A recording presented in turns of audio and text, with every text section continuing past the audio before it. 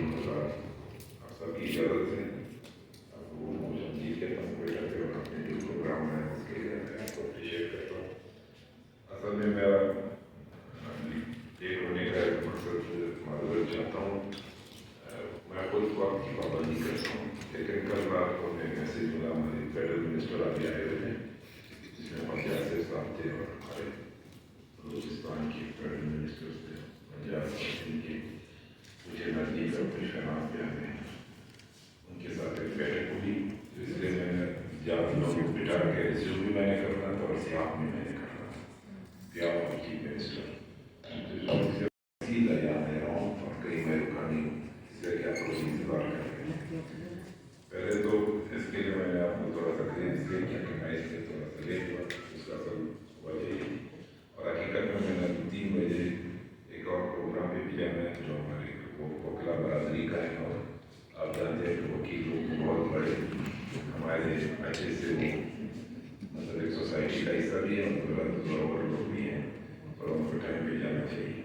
میں نے کچھ جب ابھی بریفنگ دی، حقیقت میں آپ فکر کی بات کرتے ہوں، بلوچستان کے عوام میں جو نوجوان ہیں یا ہمارے جو خواتین ہیں، بے ٹیلنٹ ہیں، بہترین قسم کا ٹیلنٹ ہے، سمجھدار ہو گئے ہمارے بات میں جنرلی پولیٹیکل ورکر کے حصے سے میں یہ بات کرتا ہوں.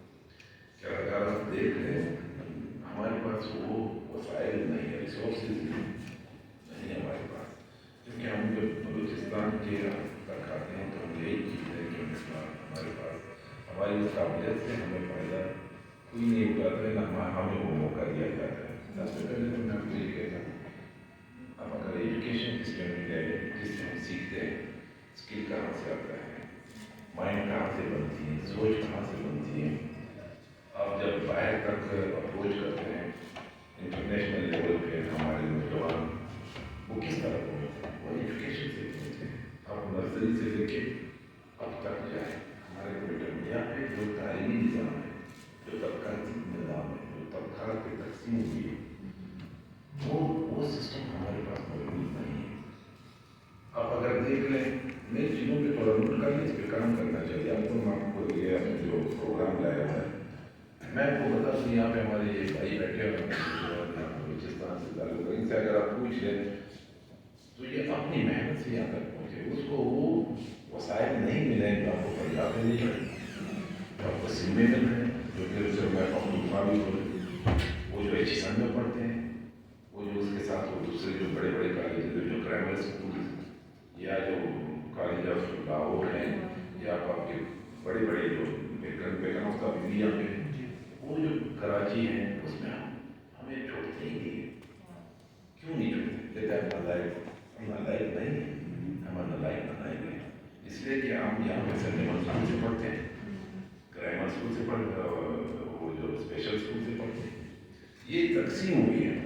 آپ کی جو ایجوکیشن پالیسیز ہیں اس کو مختلف حصوں میں تقسیم کیا گیا ہے. غریب کا ایک اسٹینڈرڈ، مڈل کلاس کا دوسرا اسٹینڈرڈ اور امیر کا تیسرا اسٹینڈرڈ.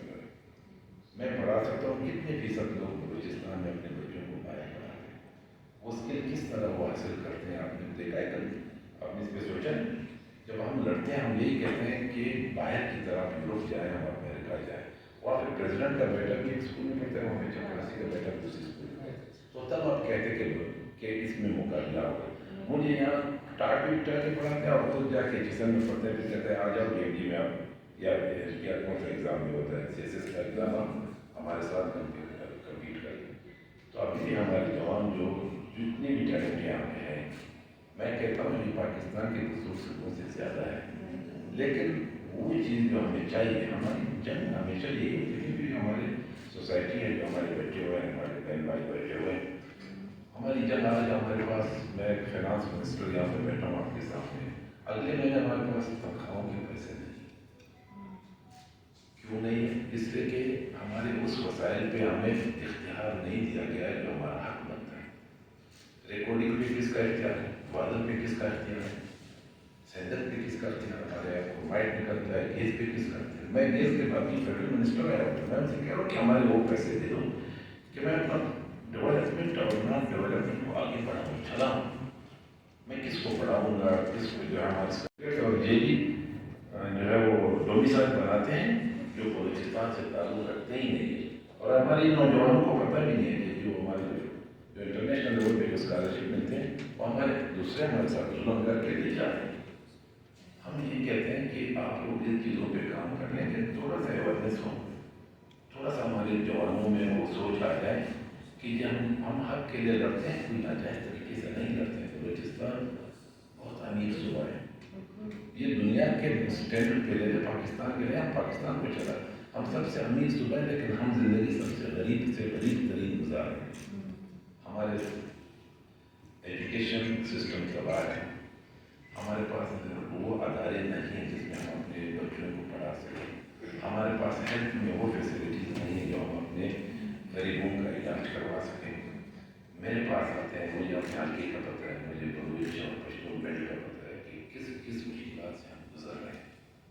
اس مشکلات کو حل کرنے کے لیے جو انٹرنیشنل طور پہ ہمارے پاس اس ڈونرس کو جوڑتے ہی نہیں ہیں۔ آج ہمارا ہزاروں بلینس امداد آئی ہوئی اس مقامات میں پڑی ہوئی ہے۔ میں نے آج پوچھا، میں نے کہا بلوچستان کو کتنا دیا آپ نے؟